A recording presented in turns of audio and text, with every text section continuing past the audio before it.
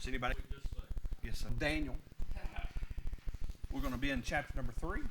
I'll try to get it right today. I started reading in chapter number 4 in the 8 o'clock service. They looked at me like I was a little crazy. But anyway, we'll be in chapter number 3. A lot of verses. Just for the sake of time, we're not going to read all the verses. There's over 30, or there's 30 verses in this scripture, but we'll read some of them. We're going to read verses number 8. We'll stop reading about verse number, I think it's going to be about verse number 26, but we will cover all 30 verses. And I understand time's getting away. I understand now got a lot of things going on, but I honestly believe this is where we ought to be today. And I understand if you've got to leave, I won't hold that against you. I understand you got things to do, but just bear with me today. Daniel chapter number 3, verse number 8 says, wherefore at the time certain Chaldeans came near and accused the Jews, and they spake and said unto the king Nebuchadnezzar, O king, live forever. Thou, O king, hast made a decree that every man that shall hear the sound of the cornet, the flute, the harp, the sackbut, the psalter, the dulcimer, and says all kinds of music, and shall fall down and worship the golden image. And whosoever falleth not down and worship that he should be cast into the midst of the burning fiery furnace.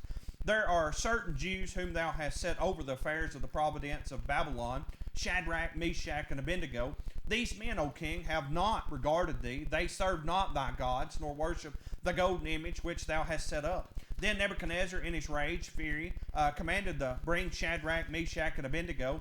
Then they brought these men before the king. Nebuchadnezzar spake and said unto them, Is it true, O Shadrach, Meshach, and Abednego? Do ye not serve my gods, nor worship the golden image which I have set up? Now if ye be ready at what time you hear the sound of the cornet, the flute, the harp, the sackbut, the psalter, the dulcimer, and all kind of music, ye fall down and worship the image which I have made, well. But if ye worship not, ye shall be cast the same hour into the midst of a burning fiery furnace. And who is the God that shall deliver you out of my hand? Shadrach, Meshach, and Abednego answered and said to the king, O Nebuchadnezzar, we are not careful to answer thee in this matter. If it be so, our God, whom we serve, is able to deliver us from the burning fiery furnace, he will deliver us out of thy hand, O king. But if not, be it known unto thee, O king, that we will not serve thy gods, nor worship the golden image which thou hast set up. Says, then was Nebuchadnezzar full of fury, and form of his vision was changed against Shadrach, Meshach, and Abednego. Therefore he spake and commanded that they should heat the furnace 7 times more it was wont to be heated. And he commanded the most mighty men that were in his army to bind Shadrach, Meshach, and Abednego, to cast them into the burning fiery furnace. Then these men were bound in their coats, their hosen, their hats, their other garments, and were cast into the midst of the burning fiery furnace. Therefore, because the king's commandments was urgent, the furnace exceedingly hot, and the flame of the fire slew those men that took up Shadrach, Meshach, and Abednego. And these 3 men, Shadrach, Meshach, and Abednego, fell down into the midst of the burning fiery furnace. Then Nebuchadnezzar the king was astonished, and rose up in haste, and spake and said unto the counselors, Did not we cast 3 men bound into the midst of the fire? They answered and said unto the king, True, O king. He answered and said, Lo, I see 4 men loose, walking in the midst of the fire. They have no hurt, and the form of the 4th is like the Son of God. Then Nebuchadnezzar came near to the mouth of the burning fiery furnace, and spake and said, Shadrach, Meshach, and Abednego, ye servants of the Most High God, come forth, come hither. Then Shadrach, Meshach, and Abednego came forth of the midst of the fire, and the princes, the governors, the captains, the king's counselors, being gathered together, saw these men, upon whose body the fire had no power, nor was hair of their heads singed, neither were their coats changed, nor the smell of fire passed on them.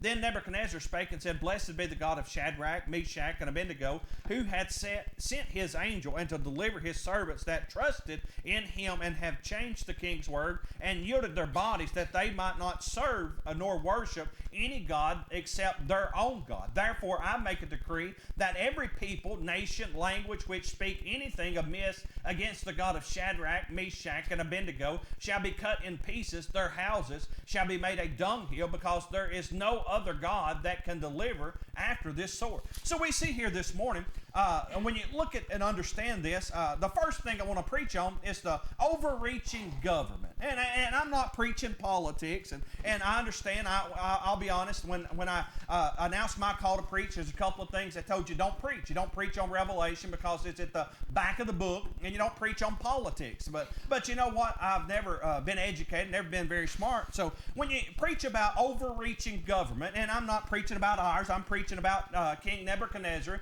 And I want you to understand what happens in verse number 2. Listen what he said. He says, then Nebuchadnezzar, verse number 1, Nebuchadnezzar the king made an image of gold, whose height was 80 cubits and the breadth of 6 cubits, and he set it up in the plain of Dura and in the province of Babylon. So he made this gigantic image, about 90 feet tall, about 9 feet wide. So he made this ginormous image that he wanted them to come and see. Verse 2, it says, then Nebuchadnezzar the king sent together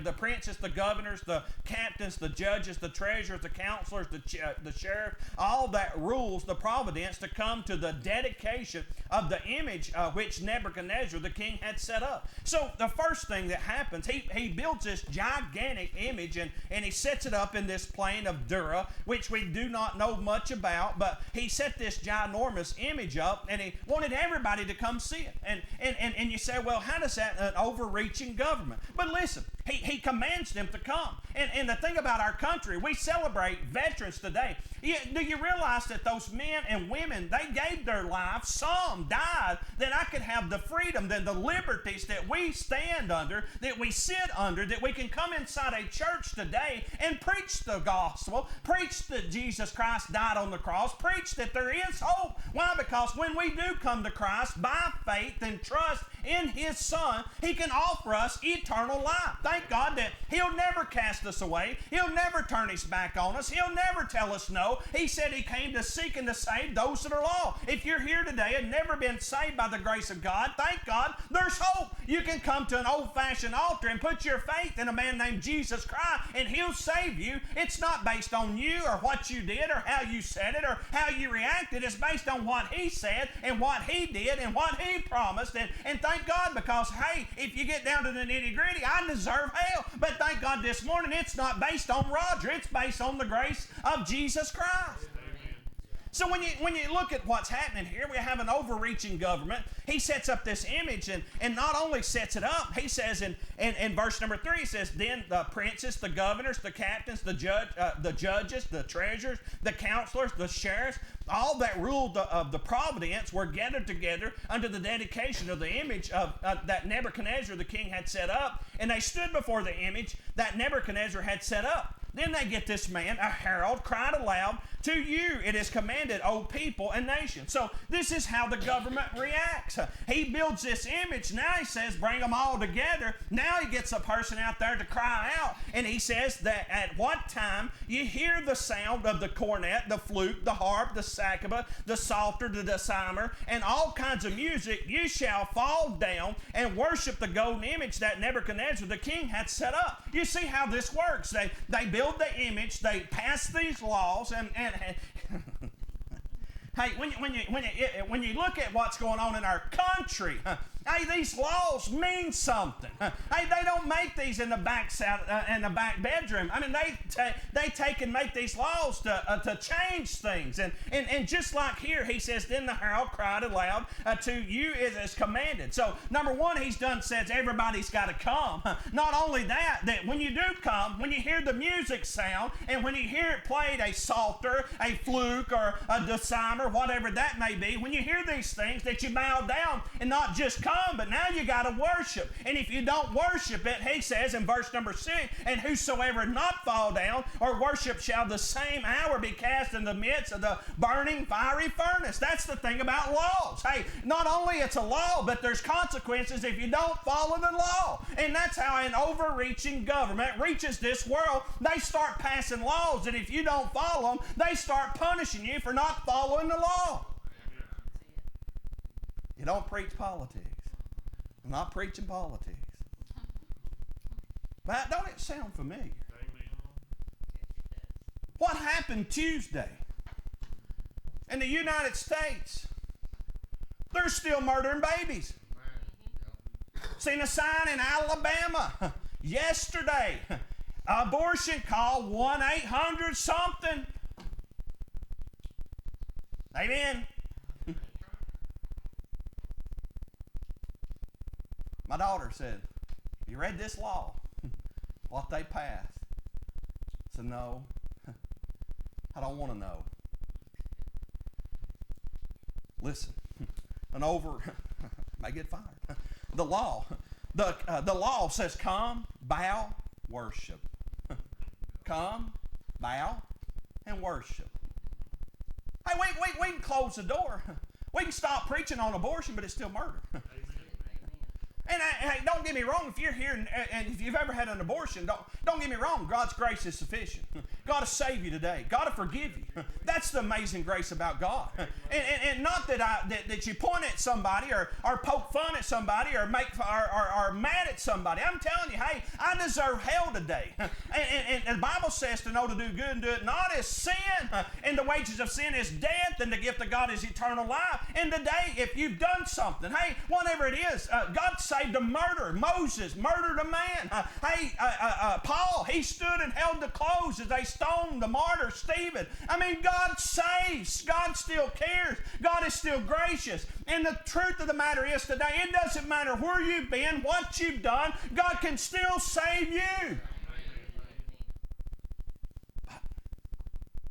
It says in verse 6, "And whosoever fall not down worship shall the same hour be cast into the midst of the burning fiery furnace. Therefore at the time when all the people heard the sound, the cornet, the flute, the harp, the sackbut, the psalter, all kinds of music, all the people, the nations, the language fell down and worshiped the golden image that Nebuchadnezzar the king had set." You don't realize how big the reign of Nebuchadnezzar was. He was the head of gold. You study the Bible, Daniel, his reign. I mean, there's no telling how many people that was under the leadership, the kingship of King Babylon. I mean, anything that he wanted, wherever he wanted to destroy, he was able to destroy. I mean, he had authority. I mean, we can't imagine the people that bowed down and worshiped this image. But thank God, there was 3 men.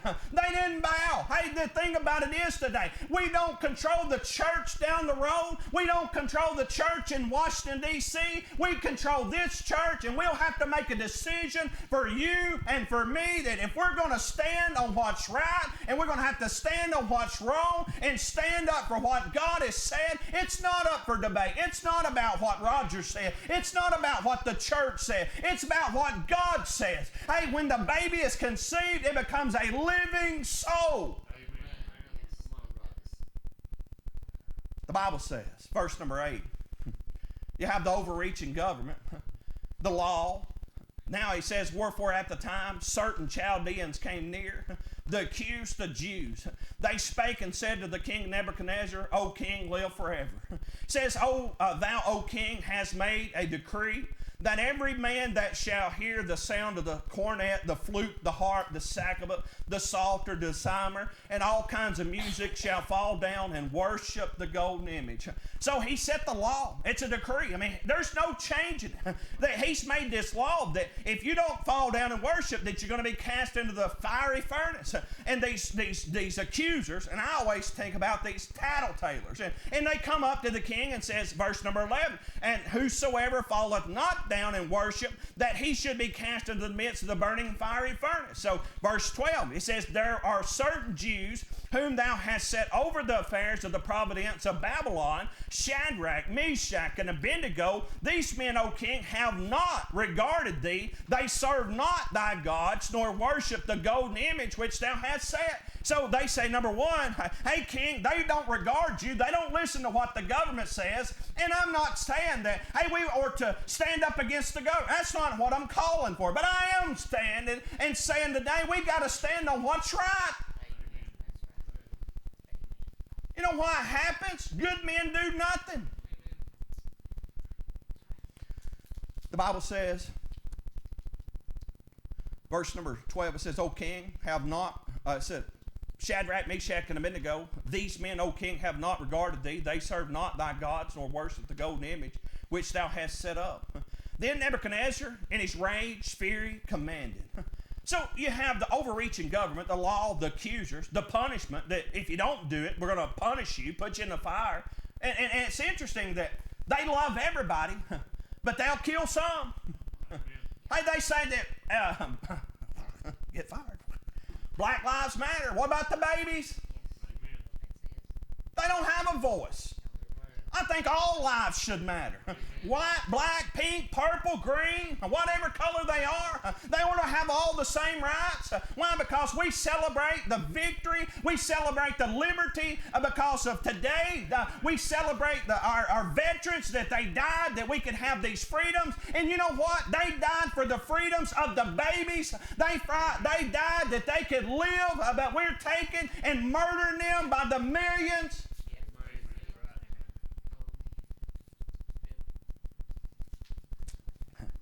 Then you have this king. He's mad. Verse number 13, Nebuchadnezzar, in his rage, fury, commanded that to bring Shadrach, Meshach, and Abednego. Then they brought these men before the king. Nebuchadnezzar spake and said unto them, Is it true, O Shadrach, Meshach, and Abednego? Do you not serve my gods, nor worship the golden image which I have set up? So he asked him a question. Hey, do you not do these things? And it's interesting. Verse number 15, it says, Now if you be ready. See, all we want to do is change what you believe. Just change how we react. Hey, and listen to me. There's people that I love dearly. I've got a cousin that it's went off the wrong way, but I'd love to see her saved. I mean, I grew up with her. I mean, I love her dearly. But if she don't get her life right, she's going to split hell wide open. But I can't change what the Bible says. For the wages of sin is death. I can't change God's clock. I can't change His ways. Who can? But if I believe this Bible, I believe there's hope. I just hope that I can live a life in front of them, that they can see Jesus in my life and find out that there is hope. That when you do come by faith and trust in Jesus Christ, He'll save you. He'll give you hope. He'll give you a promise. And the thing about it is, this is not prosperity preaching. Why? Because, hey, we can go out here and get online and get a prosperity preacher. But you know what? Hey, the religion, the Christianity I've experienced is not prosperity. Because why? Shadrach, Meshach, and Abednego, these three young boys, they was kidnapped, brought to this place, Nebuchadnezzar, Babylon, and made eunuchs, and they got put into this place, and they had to start trusting God. And the thing about it is that you say, well, God's protecting them. Why did they go in the fire? This is not prosperity. If you want prosperity preaching, you're at the wrong church. Because you know why? Because I know God's grace is sufficient. I know and realize that, hey, I'm going through the fire. It's not a matter if I'm going, it's just a matter of when. Listen, the Bible says in verse 13, Then Nebuchadnezzar in his rage, fury, commanded to bring Shadrach, Meshach, and Abednego. Then they brought these men before the king. Nebuchadnezzar spake unto them, Is it true, O Shadrach, Meshach, and Abednego, do you not serve my gods, nor worship a golden image which I have set up? Now if you be ready, that at what time you hear the sound of the cornet, the flute, the harp, the sacrament, the psalter, the dulcimer, and all the kinds of music, you fall down and worship the image, what have I made? Well, so if you'll just change and bow down, we're going to play a little song. If you'll just bow down, it'll be all right.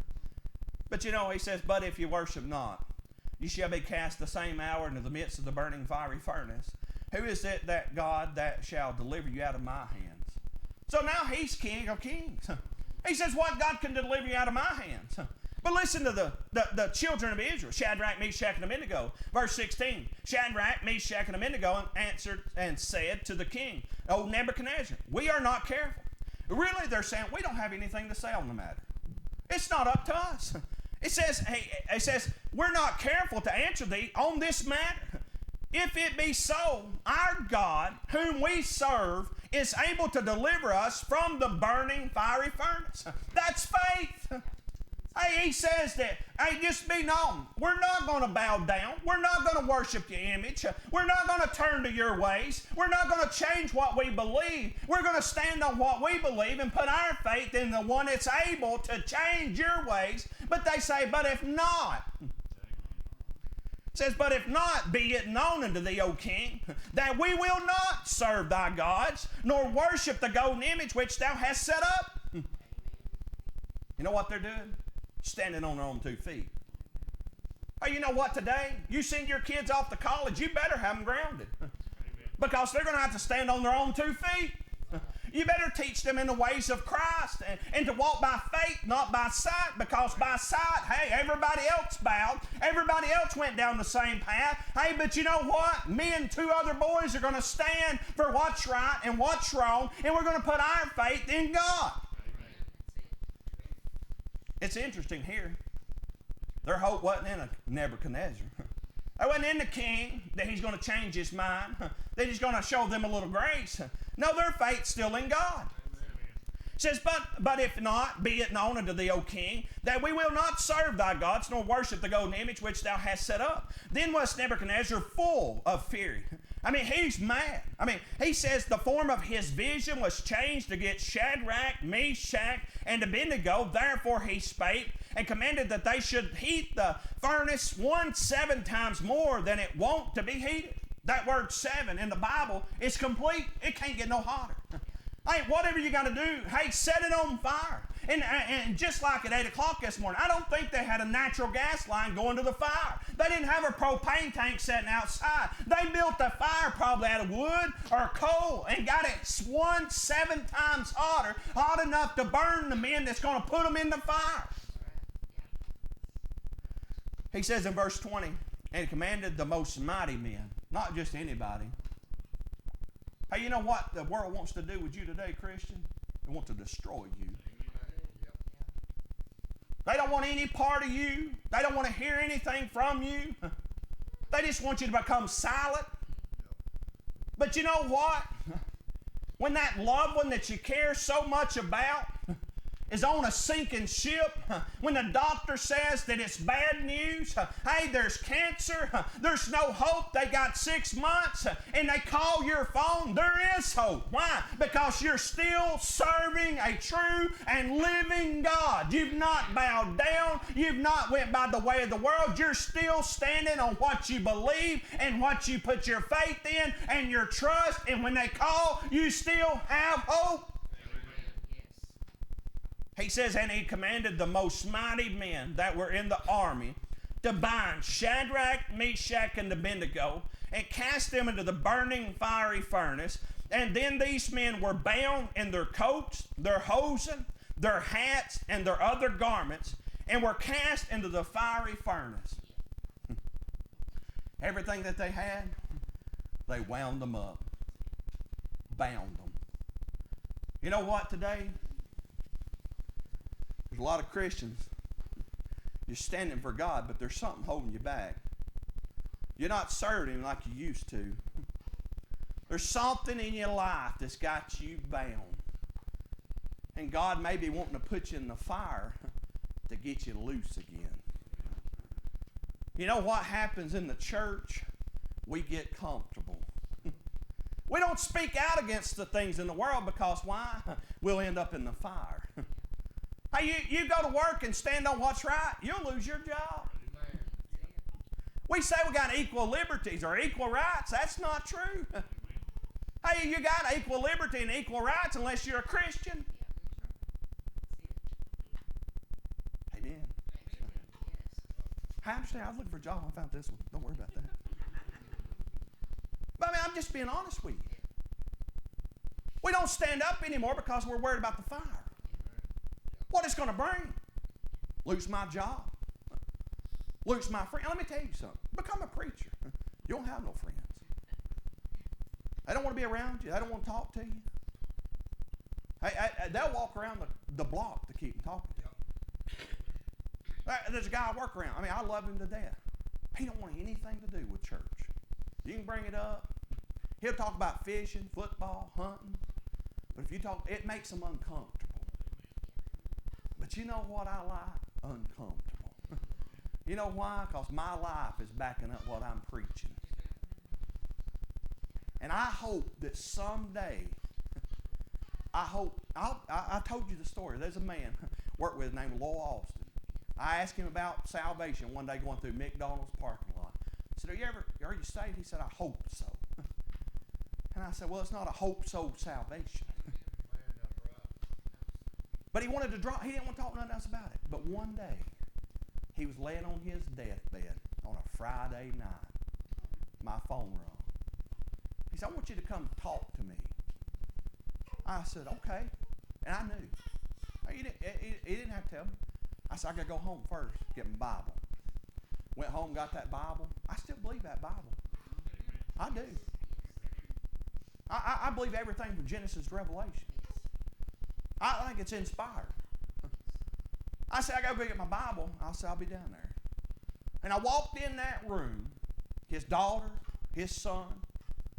I don't know where his daughter went, but his son was standing there. And I said, I brought my Bible. And you know what I asked? I said, you remember that time I asked you about your salvation going through McDonald's? He said, yeah. He said, that's what I want to talk to you about. You don't know. But you see, if I would have compromised my life, I would have never had the opportunity to win him to Christ. That night, he got saved. I baptized him in that bed because he wanted to be baptized. He couldn't get up. I baptized him in that bed. And you know what I got to do also? His son standing there. I said, you ever been saved? You ever been saved? He said, yeah. But you know what? He ain't never been saved. But you know what? There's coming a deathbed experience for him one day. And I hope the phone will ring. But did you see Shadrach, Meshach, and Abednego? God brought them out of Jerusalem and put them in captivity in Babylon. Why? For the Babylonians. You don't know why God's going to bring you to where you're at today. All you're hoping that your life backs up what you're preaching. There's one thing to say it. There's another to live it. Hey, I can preach all day long, but if I don't live it, that's what the world sees. But if Shadrach, Meshach, and Abednego, if they hadn't been living the way they should, they wouldn't have no testimony down there. Listen to what happened. I understand time's going, but it's all right. Cracker Barrel, they're full already. Listen to what he says. Listen, verse 41. He says, whereas thou sawest I'm in the wrong page. I told you, I was reading chapter 4 this morning. It says, therefore, because the king's commandment was urgent, and the furnace exceedingly hot, the flame of the fire slew those men that took up Shadrach, Meshach, and Abednego. Just for sake of time, if you look, any time that the people judges God's people, 9 times out of 10, what they're intending for you happens to them. You look at Daniel. They cast him into the lion's den. Daniel slept all night, but the men that cast him into the lion's den, you know who got put in the lion's den? Those men. You just go back. Pharaoh, he wanted to destroy the children of Israel, but you know who died? The firstborn in Egypt. It's amazing. But verse 23 says, and these 3 men, Shadrach, Meshach, and Abednego, fell down bound into the midst of the burning fiery furnace. So they're still bound. They're still bound, falling into the fire. The fire so hot slew the men that cast them in there. The Bible says in verse 24, it says, then Nebuchadnezzar, the king was astonished, rose up. What's amazing to me here? He's watching. He's watching these men die. He's not moved that the 3 men that cast him in there died. But he's moved when he looks in that fire. And the ones that he cast in there, it's not bound anymore. They're walking around. The thing about the Christian is that God's with you before the furnace. He's with you in the furnace. And he's with you after the furnace. Hey, I may have to go through the furnace. I may have to go through the fire. But you know what? He's still in control before the furnace, in the furnace, and after the furnace. That's the God I serve. The Bible says in verse 24, then Nebuchadnezzar, the king, was astonished, rose up in haste, spake and said unto his counselors, did we not cast 3 men bound into the midst of the fire? They answered and said, the king, true, O king. And he answered and said, lo, I see 4 men loose, walking in the midst of the fire, and they have no hurt. The form of the 4th is like the Son of God. So you know what the fire done? It took some things off their life that's got them bound down. Hey, they're not bound anymore. They're not laying in the fire anymore. They're walking around. You know what it takes in a Baptist church sometimes? A little discomfort. Hey, a fiery furnace come along. it may get us on fire again. And just like I said, there's probably not a natural gas line coming to the furnace. I mean, there's probably coals down in the bottom of this fire. They're walking on top.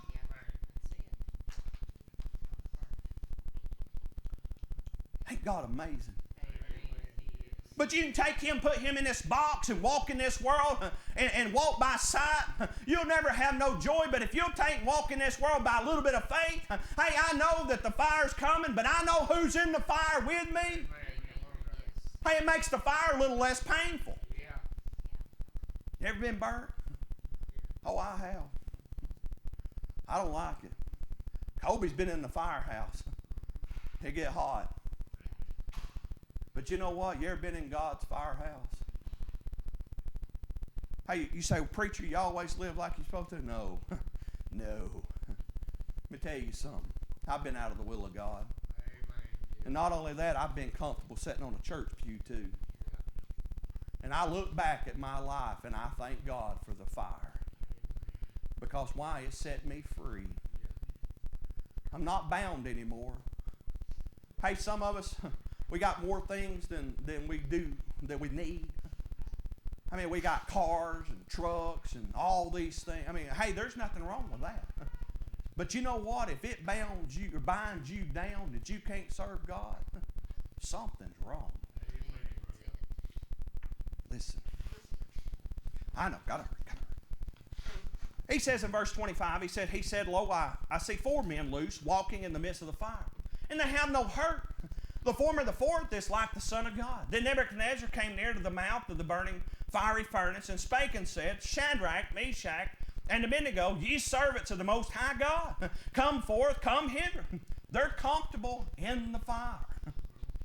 I don't know about you, but my problem is when I get in a fire, I like to wave the white flag because I don't like being uncomfortable. And I'll tell you, there's a lot of times in my worship inside this church, I worry about what's going to go on in the service. I lose my joy, my praise because, hey, I let these things bind me down. And this morning when Tyler stood up, holy, holy, holy, you can't imagine when we get to heaven and praise God. And I can't imagine when there's nothing holding me back. There's no sin. There's no Satan. There's no fire. There's no pain. There's no suffering. That when I get to heaven, hey, what a joyful time it's going to be that we praise Him for 10,000 years because, hey, during the fire, during the furnace, He was faithful. He was doing exactly what He said. I will never leave you. I will never forsake you. And thank God this morning, He'll never turn His back on you. He says in verse 26, Then Nebuchadnezzar came near to the mouth of the burning fires, and spake, Shadrach, Meshach, and Abednego, ye servants of the Most High God, come forth, come hither. Then Shadrach, Meshach, and Abednego come forth of the midst of the fire. I mean, I could see them walking out. But what's amazing, listen, you don't think God's got a sense of humor. Listen, verse 27, it says, And the princes, the governors, the captains, the king's counselors, being gathered together, saw these men. The same ones that was down there saying, everybody's got to bow. God brings them to the furnace. You know who comes walking out of the furnace? Shadrach, Meshach, and Abednego. You know what God does? He lets this world see you. Do you realize that God could pen the gospel in the heavens, but He don't do it? He chooses you and He chooses me to tell this world about His Son. Sometimes it's through the fire, but could you imagine when those 3 Hebrew children come walking out of the fire? What a testimony. Hey, one day I was sitting over the Providence. The next day the king set up an image in the plain of Dura. Said everybody every time you heard music. See, the thing about it is, it's every time they hear music. It don't matter what they're doing. They got to drop it and worship. So when these 3 men decided we're not going to fall down and worship, we're not going to serve your gods, they went from the palace to the furnace. Then they come out of the furnace and had a testimony that God is so gracious that not only that the men that put them in the furnace died, but not only that, we come walking out with no pain, no suffering, no smell. You ever been around a campfire? You'll smell like it. They didn't have no smell. You ever run your arm across the grill? It'll singe those hairs just that quick. And you know what? It'll have a smell. But these men didn't even smell like fire. See, that's how good God is. But if Shadrach, Meshach, and Abednego would have just bowed down, they wouldn't have the testimony when they come through the fire. They'd be just like everybody else. But you know what? I don't want to be like everybody else. Just because the crowd says it's good, don't mean it's great. You better pay attention to what you're backing.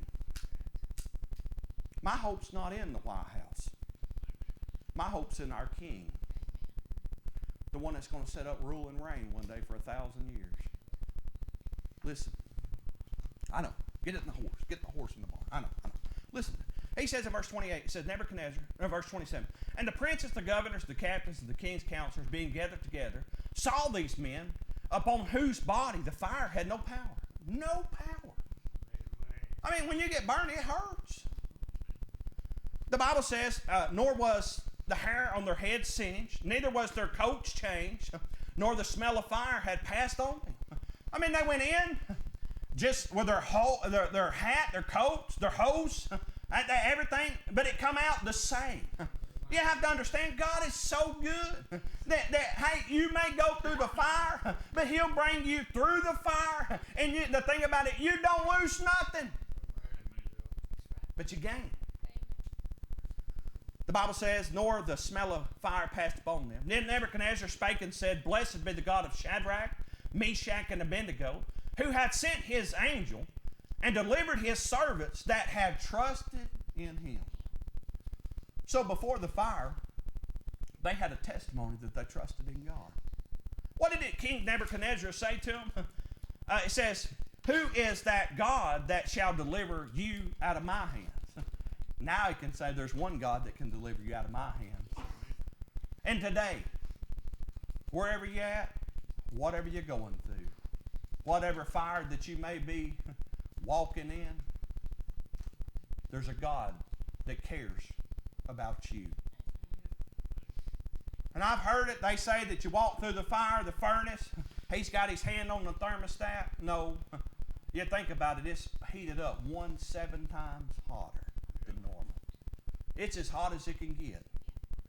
I don't know what kind of furnace you're going through. Maybe the biggest storm you've ever had. Your home, your marriage, sickness, death. I don't know what it is. But let me tell you something. If your trust is in God, your faith is in Him, He'll bring you through. You say, well, preacher, you tell me He'll answer all my prayers. I think He will. He'll either say yes, no, or wait. But He'll answer. Just like your kids sometimes, you don't want to hear the answer. You can tell your kids 1,000 times no, but it's can I, no.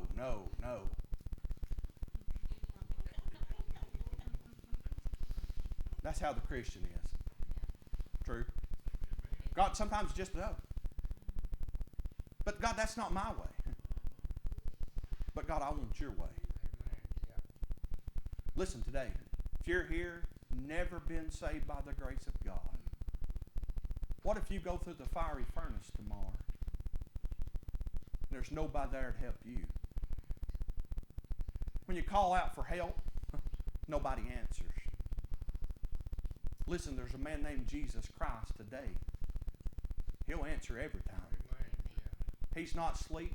The thing about the image, it's about 90 feet tall, 9 feet wide, and it stands there. It don't hear, it don't see, it can't move. But those 3 Hebrew children, the one that they put their faith in, Nebuchadnezzar, a pagan king, says he sent his angel. Not just to send him, but to walk in the fire with him. That no hurt, no pain, no smoke, no singe. He's passed on the children of God. That's the God I want to serve. He's not dead. I'm not going to worship an image that can't help himself. What do I ask you today? What are you worshiping? Money? Job? Prosperity? Fame? Why not worship the one true living God? That a pagan king realized that he sent his angel because they trusted in him. The Bible says, for the wages of sin is death, but the gift of God is eternal life. For by grace you're saved through faith, not of yourself, but it is a gift. And this morning I'm going to offer you a gift, which is salvation. That your name's pinned down in the Lamb's Book of Life. You say, preacher, I don't know what the Lamb's Book of Life is. That's that book someday God's going to open. And if your name's pinned down in it, you're not going to the lake of fire. What stood out to me as I studied this week, they was cast. You're not let down easy into the fire. They was cast into the fiery furnace. 90% of Christians, they're never easily put down. They're always cast into some situation. One day I'm in the palace, the next day I'm in the fire. One day my health is good, the next day the cancer's back. Hey, one day my marriage is good, the next day me and my husband's going to tear one another's head off. My kids, they got a mind of their own. You see what I'm saying? One day's good, one day's bad. Listen, there's hope. Never been saved by the grace of God. I want to ask you, if you took your last breath today, where would you spend eternity? My testimony, I did not grow up in church. I did not go to Sunday school. If we come to church because somebody died. I remember coming to this church one time, sitting about there where Sonny was at. But in the back bedroom of my mom and dad's house, I knew I was lost. And if I laid my head on that pillow that night and closed my eyes, I was going to go to a place called hell. I said, God, I don't know what to say. I don't even know how to pray. But will you save me? You say, well, how's that faith?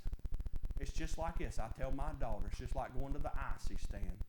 You go to the icy stand, what? To get an icy, right? I go to Jesus Christ because he's got salvation. He's got salvation for you today. He'll save you today. He'll pin your name down in that Lamb's Book of Life. You ever had reservations somewhere and they say you're not on the list? Well, you look again. You know how many Baptists are going to stand on the day of judgment and say, look again. Look again. Let me tell you something. God knows who's his. Those 3 Hebrew children was saved. The men that cast them in there was not saved. God's not going to get it wrong. You're not going to get there based on mama. You ain't going to get there based on daddy. It's going to be you're going to get there based on your relationship with Jesus Christ. As they get us a verse of invitation, hey, listen, I don't care where you're at, what you're going through. If you need salvation, I'd come to Christ. I'd come to Christ. Would you stand? 81 in the red book.